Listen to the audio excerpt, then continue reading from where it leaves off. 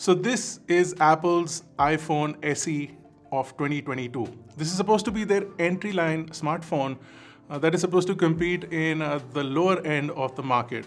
Unfortunately, the lower end for Apple starts at around 43,000 rupees.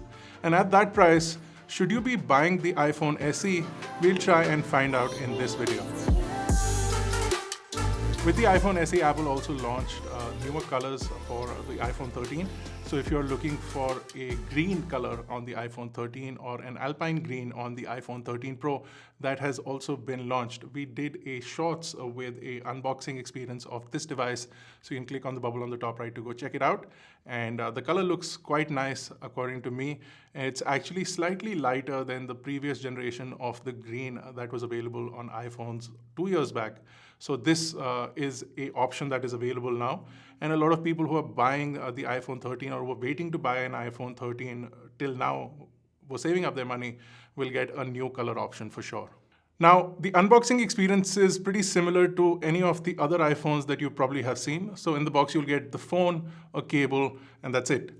And that is basically what Apple is trying to say, is that this is exactly like their premium devices, but available at a lower price. Now, for most smartphone manufacturers, you will see that when they launch a budget variant of a phone, you will see that the design remains quite similar.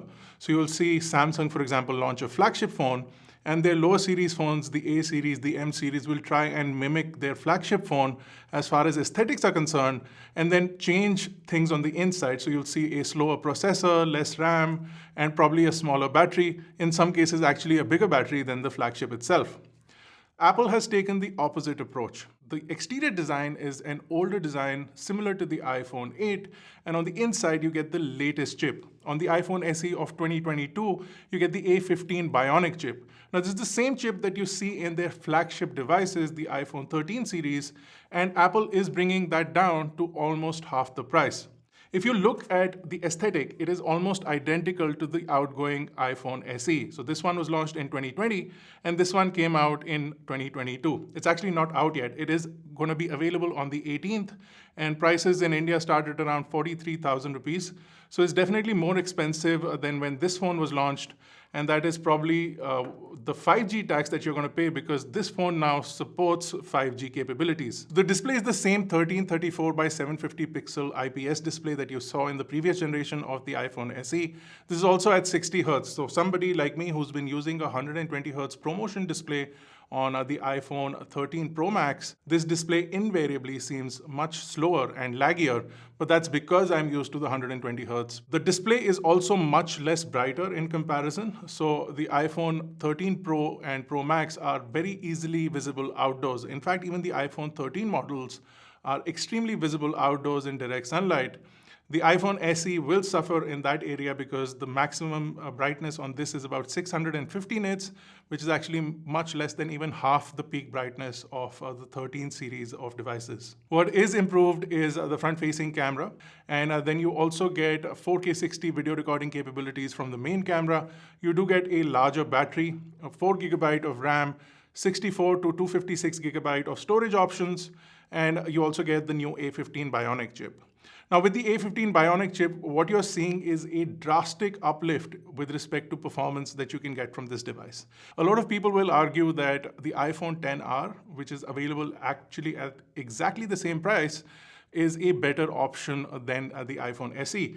And for a lot of people, that may actually be true. The iPhone XR will give you a larger display and a much larger form factor. So if you're somebody who's consuming content quite a lot on their smartphone device, that may turn out to be a better option. So while the design of the iPhone XR may look a lot more appealing to people, and the size of the screen may also look appealing, and you may think that the age difference is only a few years between the latest iPhone SE and the iPhone XR, in reality, the chipset on the inside is a quantum leap improvement with respect to the iPhone XR.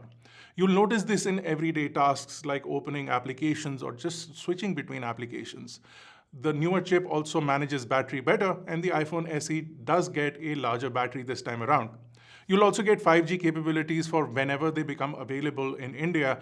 So if you're buying a phone today and want it for the long run and want it to support 5G, the iPhone XR will not do that. While previously for the iPhone SE, I would have said that it makes for a great second phone to an iPhone user, but the iPhone mini does that much better because of the newer displays, the AMOLED screens. But if you want something in a slightly less price bracket, then the iPhone SE definitely is a good second device to have. It's also a great gift for someone elderly in your house because the Touch ID is a better or easier technology to understand as opposed to Face ID for a lot of people. The iPhone SE also makes for a great device for somebody who's already in the Apple ecosystem. So if you have an iPad or a MacBook and you want to get an iPhone, but you don't want to spend the exorbitant prices that you need to for the 13 series devices, the iPhone SE gives you some of the latest specifications as far as the processor and the capabilities are concerned without spending a lot of money.